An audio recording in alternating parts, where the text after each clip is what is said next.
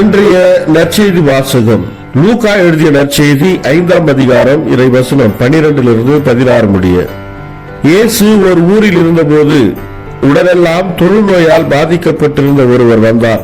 அவர் இயேசுவை கண்டு அவர் காலில் விழுந்து, ஆண்டவரே, நீர் விரும்பினால் எனது நோயை நீக்க உம்மால் முடியும் என மன்றாடினார். இயேசு கையை நீட்டி அவரை தொட்டு, நான் விரும்புகிறேன், உமது நோய் நீங்குக என்றார். உடனே தொழுநோய் அவரை விட்டு நீங்கிற்று.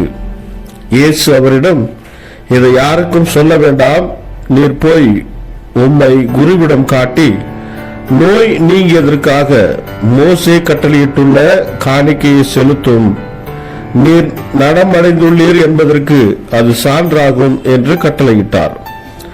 ஆயினும் இயேசுவை பற்றிய செய்தி இன்னும் மிகுதியாக பரவிற்று. அவரது சொல்லை கேட்கவும் தங்கள் நோய்கள் நீங்கி நலம் பெறவும் பெரும் திரளான மக்கள் அவரிடம் கூடி வந்து கொண்டிருந்தார்கள். அவரோ ஆள் நடமாட்டம் இல்லாத இடங்களுக்கு சென்று தனித்திருந்து இறைவனிடம் வேண்டி வந்தார். ಇದು ಕ್ರಿಸ್ತು ವழங்கும் ನற்செய்தி. ಕ್ರಿಸ್ತುವೇ ಉಮக்கு புகழ். ಲೂಕ ಅಧ್ಯಾಯ 5 ವಚನಗಳು 12ರಿಂದ 16ರವರೆಗೆ. ಒಮ್ಮೆ ಯೇಸು ಒಂದು ಊರಿನಲ್ಲಿದ್ದಾಗ ಕುಷ್ಠರೋಗಿಯೊಬ್ಬನು ಆತನನ್ನು ಕಂಡು ಆತನ ಮುಂದೆ ಅಡ್ಡಬಿದ್ದು, ಪ್ರಭುವೇ, ನೀನು ಮನಸ್ಸು ಮಾಡಿದರೆ ನನ್ನನ್ನು ಗುಣಪಡಿಸಬಲ್ಲೆ ಎಂದು ನನಗೆ ಗೊತ್ತಿದೆ ಎಂದು ಬೇಡಿಕೊಂಡನು. ಯೇಸು, ನಿನ್ನನ್ನು ಗುಣಪಡಿಸಲು ನನಗೆ ಮನಸ್ಸುಂಟು, ನಿನಗೆ ಗುಣವಾಗಲಿ ಎಂದು ಹೇಳಿ ಅವನನ್ನು ಮುಟ್ಟಿದನು. ಕೂಡಲೇ ಅವನಿಗೆ ಗುಣವಾಯಿತು. ಯೇಸು ಅವನಿಗೆ, ನಿನಗೆ ಹೇಗೆ ಗುಣವಾಯಿತು ಎಂಬುದರ ಬಗ್ಗೆ ಯಾರಿಗೂ ಹೇಳದೆ ಯಾಜಕನ ಬಳಿಗೆ ಹೋಗಿ ನಿನ್ನ ಮೈಯನ್ನು ತೋರಿಸಿ ಮೋಶೆಯ ನಿಯಮಗಳಿಗನುಸಾರವಾಗಿ ಕಾಣಿಕೆಯನ್ನು ದೇವರಿಗೆ ಸಮರ್ಪಿಸು. ನಿನಗೆ ವಾಸಿಯಾಯಿತೆಂಬುದಕ್ಕೆ ಇದೇ ಜನರಿಗೆಲ್ಲ ಸಾಕ್ಷಿಯಾಗಿರುವುದು ಎಂದು ಹೇಳಿದನು.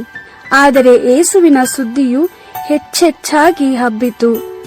ಅನೇಕ ಜನರು ಆತನ ಬೋಧನೆಗಳನ್ನು ಕೇಳುವುದಕ್ಕೂ ತಮ್ಮ ಕಾಯಿಲೆಗಳನ್ನು ವಾಸಿ ಮಾಡಿಸಿಕೊಳ್ಳುವುದಕ್ಕೂ ಬಂದರು. ಯೇಸು ಆಗಾಗ್ಗೆ ನಿರ್ಜನ ಸ್ಥಳಗಳಿಗೆ ಹೋಗಿ ಪ್ರಾರ್ಥನೆ ಮಾಡುತ್ತಿದ್ದನು. ದೇವರ ವಾಕ್ಯವಿದು. ದೇವರಿಗೆ ಕೃತಜ್ಞತೆ ಸಲ್ಲಲಿ.